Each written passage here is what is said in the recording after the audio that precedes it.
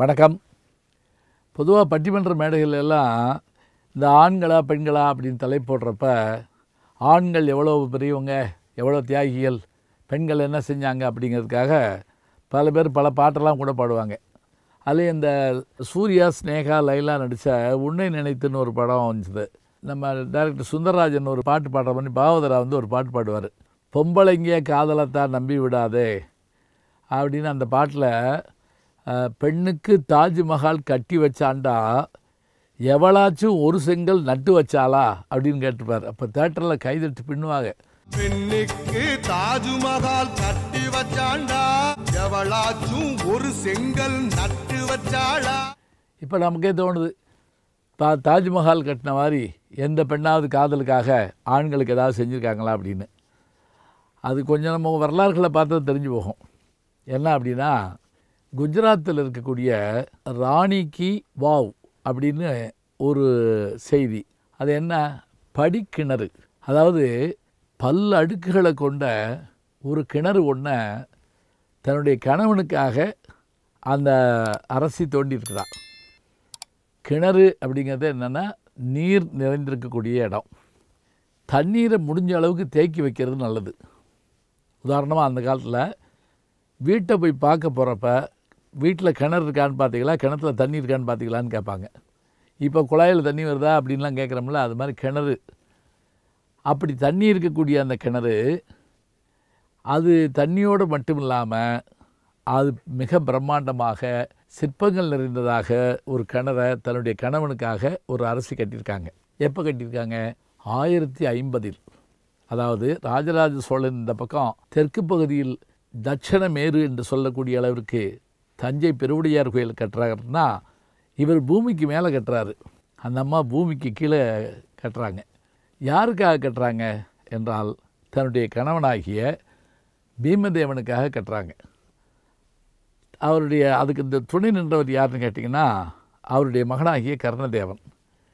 இந்த கிணறு பார்க்குறப்ப நமக்கு என்ன ஆச்சரியமாக இருக்குன்னா, பல்வேறு அடுக்குகளை கொண்டதாக இருக்குது. பல சிற்பங்கள் அதில் நிறைஞ்சதாக இருக்குது.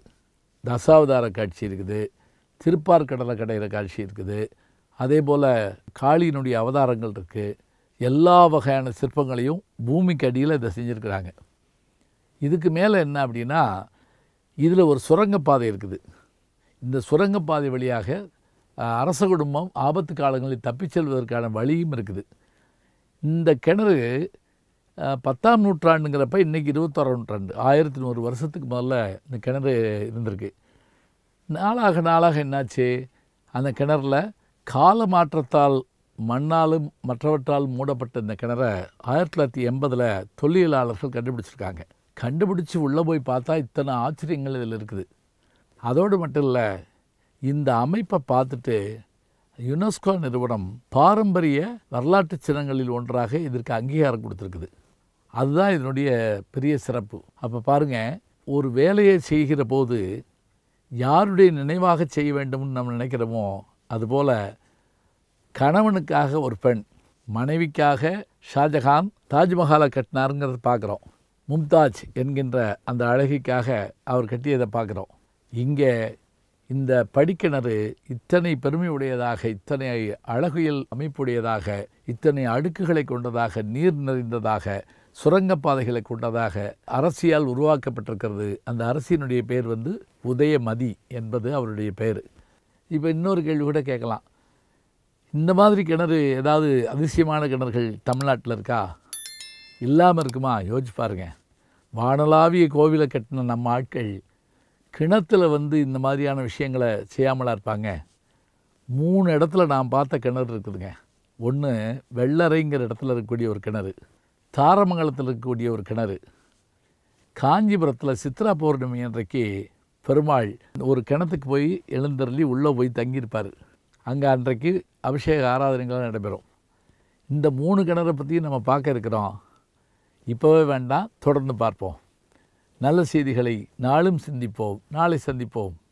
அன்புக்குரிய யூடியூப் நேயர்களே, நீங்கள் இன்னும் என்னை நெருக்கமாக பின்தொடர வேண்டும் என்று சொன்னால் ட்விட்டர், இன்ஸ்டாகிராம், ஃபேஸ்புக் போன்ற சமூக வலைதளங்களில் பின்தொடர்ந்து வாருங்கள். நாம் முன்தொடர்ந்து செல்வோம்.